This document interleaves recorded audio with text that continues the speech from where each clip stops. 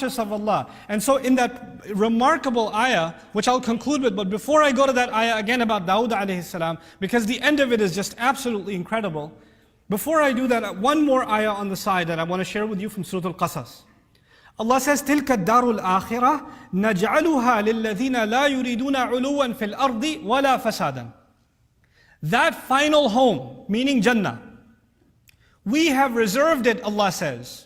We have reserved it for people who don't want to gain a superiority in this earth. They don't want to feel superior to others in this life. They don't want to make other people feel inferior in this life. That is not what their life is about. لا يريدون علوا في الأرض.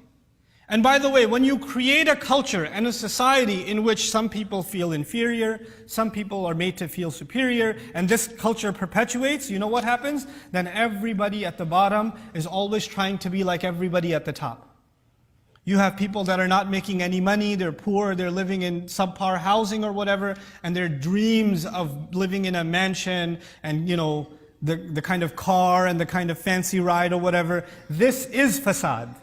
That class society that's created where one group is constantly vying for the dignity of another group, that is fasad. That is exactly what happened in the case of Qarun. That's why this ayah comes at the end of the story of Qarun. When Qarun had all of his wealth and everybody else in the Israelite community was poor, they said, Ya layta lana mithla ma utiya Qarun. If only we had what Qarun has. We'd be doing great if I had what he had. Man, so sweet. I wish what he had. I wish I had what he had. This is corruption at its core. This is corruption inside of the hearts. And it makes people want to earn money by any means possible. Then they no longer care about what's halal and what's haram. Then they just say, so long as it's a good job, I'll do it. So long as it makes good money, I'll do it. The distinction about the good earning, the halal earning, the legitimate earning with the work of your own hand goes away. And so now as I conclude, I want to share with you the final part of that ayah, in which Dawood alayhi salam, Allah spoke to him and told him to work on the iron and to make sure he perfects his craft. First of all, in that ayah, Allah Azza wa Jal highlighted specifics that you didn't have to. You could have just said to Dawood, Allah could have just told us about Dawood alayhi salam to work on the metal, to craft. But he even goes, qaddir fi sird. Make sure every single link in the chain that you make is perfectly calculated. When you do a job, do it perfectly. That's what he told him. In telling him that, and by the way, it's not just about Dawood alayhi salam. The ayah ends, وَاعْمَلُوا صَالِحًا إِنِّي بِمَا تَعْمَلُونَ بَصِيرٌ. All of you be good, do good. I'm watching what all of you do. Halfway through the story of Dawood alayhi salam, Allah transitions. He doesn't, what's called an iltifat. He transitions and he talks to you and me and says, by the way, I'm not just telling you the story of Dawood. You better be great at your jobs too. And you better do right by your jobs too. It doesn't matter if you're a high power executive. It doesn't matter if you're a janitor. It doesn't matter if you're a clerk somewhere. It doesn't matter what your job is. You better be the best at it. And you better be earning every penny that you're given. You better not be the one sleeping on your job. Your work should be defined by ihsan. There are people who have jobs who hate their job. They hate their job. The only reason they're in their job is because of the paycheck. That's it. And there's there are people I've seen like that not to pick on the people in the post office, but a lot of times, there are people just sitting there at the Department of Motor Vehicles. The guy just doesn't want to help you. They're not interested.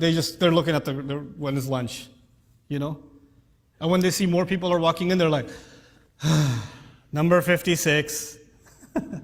They're so depressed to see you. Whatever job you have,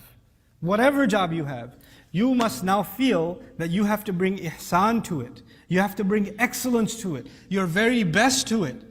Just because this is a favor from Allah to you. If this job wasn't there, if that work wasn't there, you would be asking people.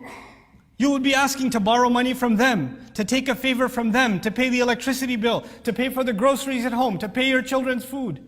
We don't want to ever be in that position where we have to ask somebody else. The dignity of a person is that they don't feel in need of other people. The fact that I'm independent, that I can drive my own car, that I can live in my own housing, that I can pay for my own clothes and my own food. That's part of my dignity. Having to ask someone is humiliating and embarrassing. So whatever job you have, you and I can have complaints about our job, that's fine. That's fine. But if we forget that every single job you and I have is actually a fadl of Allah, is actually a favor of Allah, by means of which He allowed us to provide rizq for ourselves, to give rizq to our families.